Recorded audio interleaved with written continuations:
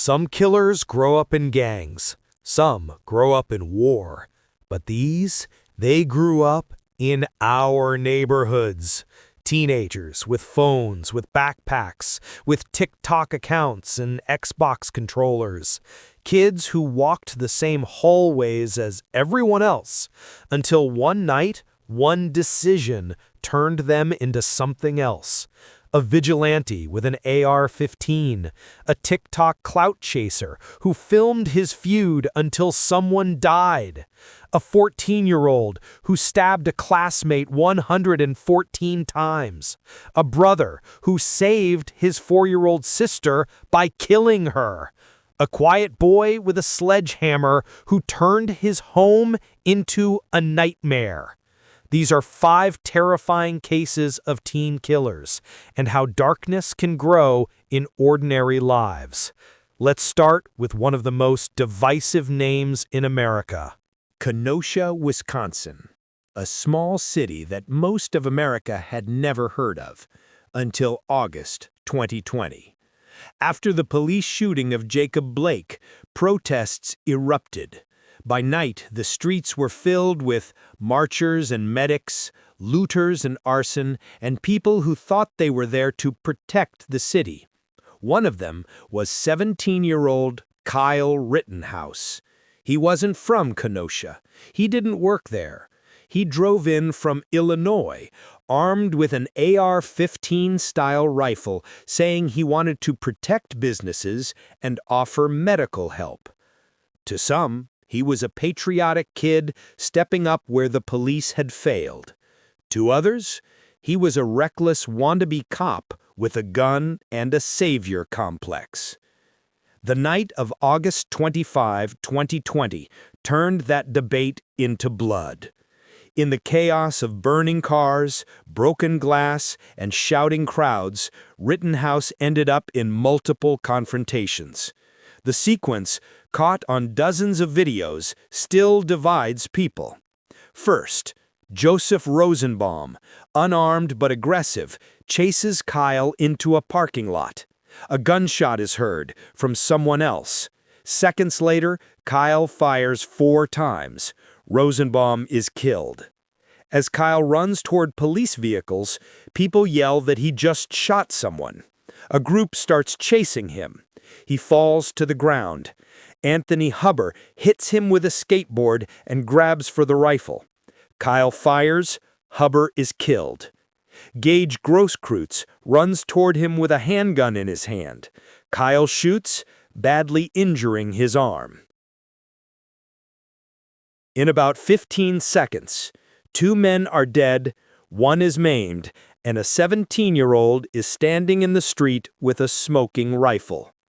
He then walks toward police vehicles with his hands up. They drive past him. The trial became a national spectacle. Cable news made him a symbol of self-defense and Second Amendment rights, or of vigilantism and white privilege. His lawyers argued he was attacked. He reasonably feared for his life. Every shot was self-defense. Critics argued he put himself there with a gun he was too young to legally possess.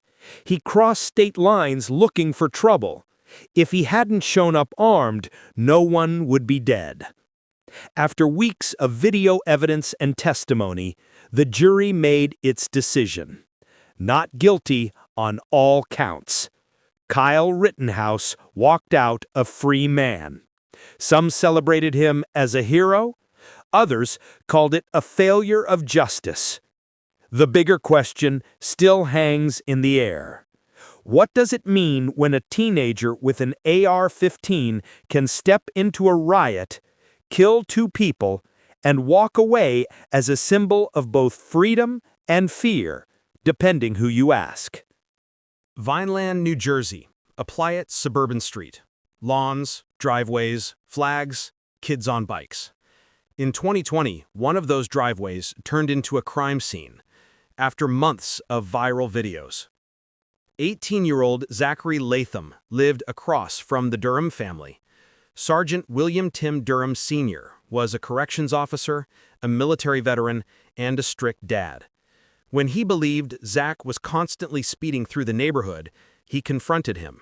That's when Zach pulled out his real weapon, his phone. He started recording every argument, every insult, every confrontation.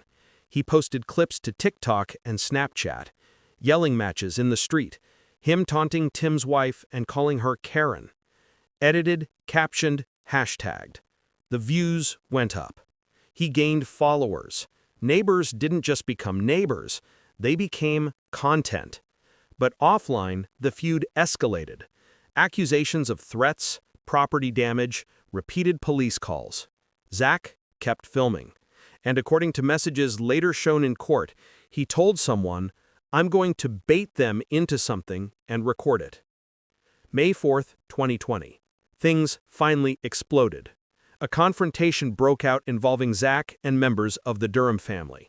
Exactly who started it became the center of the legal battle. But one thing is clear. It ended with Tim Durham stabbed multiple times in Zach's driveway. Zach claimed the Durhams came to his house furious. He was attacked in his garage and front yard. He grabbed a knife to defend himself. The Durham family said Zach provoked them for months. He lured them to his property. He weaponized social media and then escalated to actual violence. Tim Durham collapsed in his own driveway. He died in front of his wife and children. Zach was charged not with murder, but with aggravated manslaughter. Prosecutors argued this wasn't a random fight. He built a feud online, taunted them, and set the stage. The defense argued he was a scared teen defending himself from an enraged neighbor who crossed onto his property. Eventually, Zachary Latham took a plea deal, guilty to aggravated manslaughter. He was sentenced to 5 years in prison. 5 years for a man's life. It wasn't just the stabbing that horrified people. It was what led up to it. A neighbor dispute turned into a TikTok storyline. A father turned into content. And when the final video stopped recording, someone was dead. Zach's case is a warning. When clout becomes more important than peace, and ordinary people become villains for an audience, real-world casualties are only a matter of time. Mother's Day 2021. Durbin Crossing, a quiet, gated community in St. Johns County, Florida. 13-year-old Tristan Bailey didn't come home. Her family thought maybe she was with friends. By that evening, panic spread. Search parties formed. Her face appeared in neighborhood chats and on local news. By the time she was found, it was too late. Her body lay in the woods near a retention pond. She had been stabbed 114 times. Most of the wounds were to her hands, arms, and back. Defensive wounds. She had fought for her life. The killer? A 14-year-old boy from her own school, Aiden Fucci. Tristan and Aiden attended Patriot Oaks Academy. They ran in the same circles. That night, around 1:45 a.m., neighborhood cameras caught them walking together. Only one of them came back. In the hours after, Aiden was picked up by deputies as a person of interest. They put him in the back of a patrol car. What he did next showed the world exactly who he was. He took out his phone, recorded a Snapchat video, smirked and said, "Hey guys, has anybody seen Tristan lately?" At that moment, her body was still lying in the woods. As investigators dug in, the evidence stacked high. Blood-stained clothing in Aiden's room, a missing knife from his mother's kitchen, location data putting him at the crime scene, Tristan's DNA on his belongings, and then there were the witnesses. Classmates testified that Aiden talked about wanting to kill someone, described fantasies of luring a random person into the woods, said he wanted to stab them and watch them die. This wasn't a sudden argument gone wrong. It was a fantasy he turned into reality. The medical examiner confirmed 114 stab wounds, at least 49 strikes to vital areas. Overkill, rage beyond what was needed to kill. Aiden was charged as an adult with first-degree murder. In court, he went from smirking teen to a motionless statue. He doodled. He whispered to his lawyer. He showed no real remorse. In February 2023, he surprised even his own attorneys by pleading guilty. At sentencing, Tristan's family spoke about her. A cheerleader, a sister, a girl with energy that filled every room. In March 2023, the judge sentenced Aiden Fucci to life in prison. No parole, no second chance. Aiden wasn't from an abusive home. He didn't have a long criminal history. He was a seemingly normal suburban teenager, except for the part of him that wanted to know what it felt like to kill. Tristan trusted a classmate. He turned out to be a predator. The scariest part? There were red flags, but everyone thought he was just talking. Some crimes are so twisted they sound like fiction. May 22, 2009, Mokina, Illinois.